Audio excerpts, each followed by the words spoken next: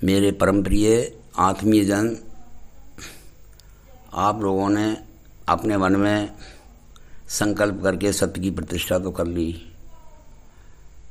और सत्य का व्रत भी आपने ले लिया। ये सत्य की प्रतिज्ञा, सत्य का व्रत जो है, यही तो हरि की कथा है।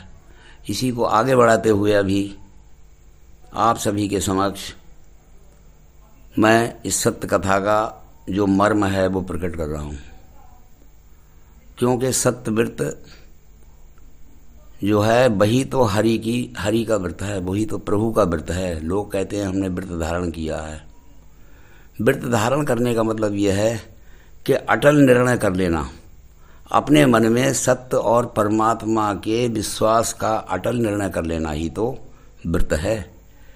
हम लोग अगर 4 दिन तक भूखे पड़े रहें और हमने किसी भेद को नहीं जाना, रहस्य को नहीं जाना, तो परमात्मा भी दुखी होता है कि जो सार है, जो इसका मर्म है, जो भेद है, उसको न जान करके लोग अपने शरीर को सुखा रहे हैं, लेकिन भेद को नहीं जान रहे हैं। सो सत्य व्रत और हरि का व्रत या उसकी कथा जो है वो हमें जानना चाहिए। हम वो तभी जान सकते हैं जबकि हम सत्य की चर्चा को ध्यानपूर्वक सुने और जो कुछ भी हमने सुना है उसको हम अटल तरीके से अपने हृदय में धारण कर लें, वही व्रत है। तो इसीलिए इसके बारे में YouTube चैनल पर आप लाइनों को सुनेंगे। केवल मैं इस समय संक्षेप में आपके सामने 2 लाइनें बोल रहा हूँ।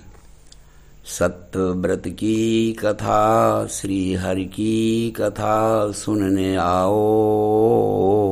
सत्य व्रत की कथा, श्री हरि की कथा सुनने आओ। मत भटकने कहीं और जाओ, भटकता भांत मृग की क्यों नर तू। भटकता भांत मृग की क्यों नर तू, चोला मानव का पावे खबर तू। चोला मानव का पावे खबर तू।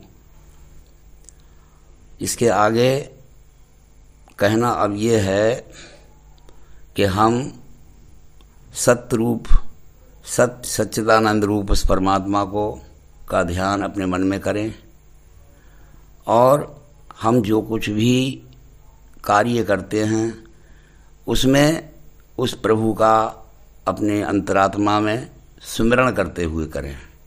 ये और भी रहस्य की बात है कि हम जो कुछ भी करते हैं और उसे परमात्मा का स्मरण करते हुए करते हैं तो वो हमारा सुकर्म होता है। कर्म जो है 3 तरह के होते हैं, एक कर्म होता है, एक सुकर्म होता है और एक दुष्कर्म होता है। तो हम कर्म तो सभी करते हैं, लेकिन हमें अपने कर्म को सुकर्म अगर बनाना है तो हम प्रभु का श्वासों में स्मरण भी करें और अपने काम को भी करें। जो व्यक्ति जो भी कार्य करता है, जिससे अपनी जीविका चलाता है, तो उसे अपना वो काम भी करना है और हमें अपनी श्वासों में प्रभु का स्मरण भी करना है। यही सत्य है, क्योंकि चर्चा यहाँ पर सत्य की हो रही है। हम वही कहना चाहते हैं कि जो सत्य है, जो मैं कह रहा हूँ। अब हम ध्यान करें कि हमारे शरीर में सत्य क्या है।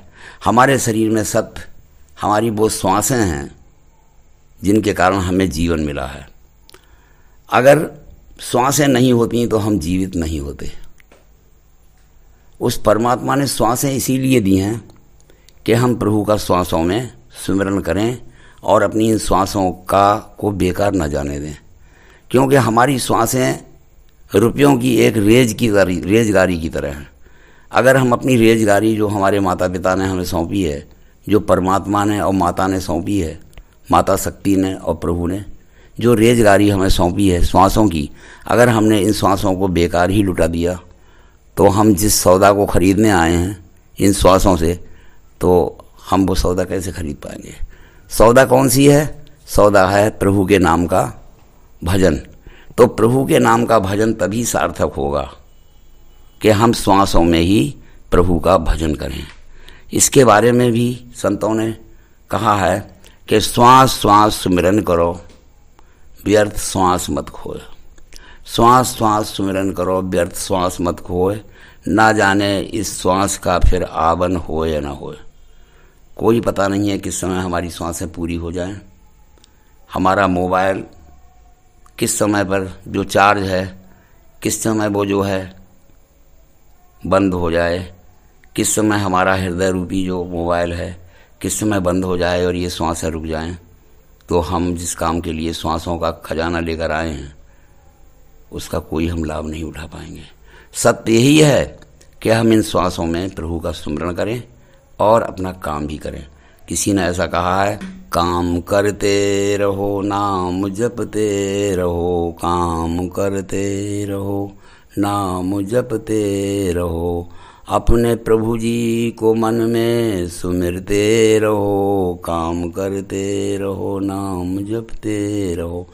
कुछ लोगों का ये कहना है कि दोनों काम कैसे हो सकते हैं महाराज जी, काम करेंगे तो सुमिरन कैसे होगा। ये भी केवल गुरु ही बताता है, क्योंकि दो तरह से सुमिरन होता है प्रभु का, एक हमारी जीभ के द्वारा और एक अंतर्मुखी होकर के हम अपनी अंतरात्मा में अपनी श्वासों में ही प्रभु का वो नाम भर लेते हैं। हम चाहे सोते हों चाहे जगते हों, काम करते हों, फिर भी श्वासें कभी नहीं रुकती हैं। श्वासें न दिन को रुकती हैं, न रात में रुकती हैं, न सोते समय रुकती हैं, किसी समय नहीं रुकती। जब वो कभी नहीं रुकती हैं तो हम फिर प्रभु का नाम सुमिरन करने से क्यों रुकते हैं? इसका मतलब है हम सत्य को नहीं जानते।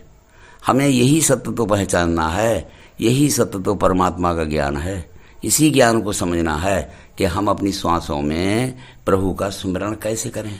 श्वासों में सुमिरन करने की विधि सबसे प्रथम यही है कि हम जो उसास लेते हैं तो हमारी एक श्वास ऊपर को जाती है और दूसरी श्वास नीचे को आती है।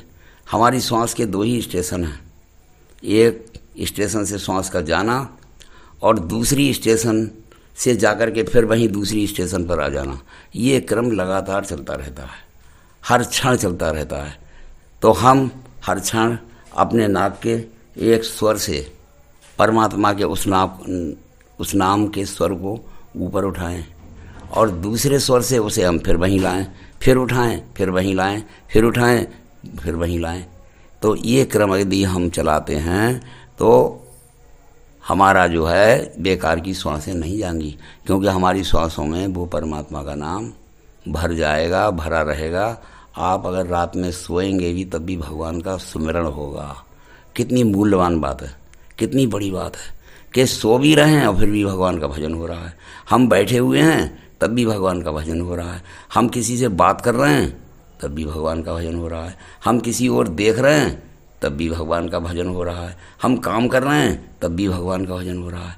कितना मूल्यवान ज्ञान ये केवल सच्चा गुरु ही बताता है, जो आज आपके सामने मैं प्रकट कर रहा हूँ। इस ज्ञान को सीख लो, इस ज्ञान का अभ्यास कर लो, और अभ्यास आप कर लेंगे तो समझ लो आपने सत्य के उस मार्ग पर कदम रख दिया है जिससे कि परमात्मा खुश होता है। तो क्योंकि है सुमिरन ही एक ऐसी चीज़ है जो हमें परमात्मा से मिलाती है। अगर हम अपने किसी प्रिय व्यक्ति के पास जाएं और अगर दरवाज़ा बंद है तो हम उसे नाम लेकर उसे आवाज़ देंगे, लेकिन वो इतने पर भी दरवाज़ा नहीं खुल रहा है। इसी तरह हमारा भी ज्ञान का दरवाज़ा बंद है। वो ज्ञान का दरवाज़ा जब खुल जाएगा तो परमात्मा हमारी आवाज़ को सुनने के लिए हमारे अंदर वो श्वासों से सुमिरन का मार्ग बता देगा, और हर व्यक्ति को आभास हो जाएगा। किसी को पूछने जानने की ज़रूरत नहीं है। जैसा मैं आपसे कह रहा हूँ, आप स्वतः ही अंदर सुमिरन करने लगेंगे। लेकिन ध्यान रखने की बात यह है, ये जप स्वरों में होता है और स्वरों के द्वारा ही होता है। क्या आप समझ रहे हैं मेरी बात को जो मैं कह रहा हूँ? ये सुमिरन जो है श्वासों में होता है और स्वरों में होता है। कौन से स्वर हैं? एक चंद्र स्वर है, एक सूर्य स्वर है हमारे आपकी नाक में। तो हमारे नाक में जो बाईं तरफ का स्वर है वो चंद्र स्वर कहलाता है, और दाहिनी तरफ का जो स्वर है वो सूर्य स्वर कहलाता है। तो हम उस परमात्मा के नाम की ध्वनि को इससे उठाएंगे चंद्र स्वर से और सूर्य स्वर पर ले आएंगे, फिर हम चंद्र स्वर से उठाएंगे। इस ढंग से माला की तरह ये हमारा सिमरन चलता रहेगा। काहे से चलेगा? हमारी नाक के स्वरों में, और वो नाम जो परमात्मा का है वो भी स्वरों से ही बना है। आज के सत्संगों में लोग लंबी लंबी बातें करते हैं और आदमी भ्रमण करता हुआ घूम रहा है और मृग की तरह घूम रहा है, जैसा कि मैंने अभी पिछली कहा है कि हमारे आप यूट्यूब चैनल पर सुन सकते हैं। कैसे घूम रहा है आदमी कि उसके लिए ना तो ये ज्ञान है कि किस तरह प्रभु का स्मरण करे, ना उसे ये पता है कि प्रभु का नाम स्वरों में कैसे चलता है, प्रभु का नाम स्वरों से कैसे बना है, क्योंकि वो लोग स्वरों से बने हुए नाम को जानते ही नहीं। और स्वरों से बना हुआ नाम एक केवल प्रणव है। प्रणव में केवल आ, उ और अंग, ये तीनों ही जुड़ करके ओंकार बनता है। आ, उ, अंग, ओम। तो केवल इस नाम को ही हमें, स्वरों से बने हुए इस नाम को हमें इस नासिका के स्वरों में चलाना है और बड़ा ही सरल है। ओ, आप लोग मेरे साथ बोलिए ओ।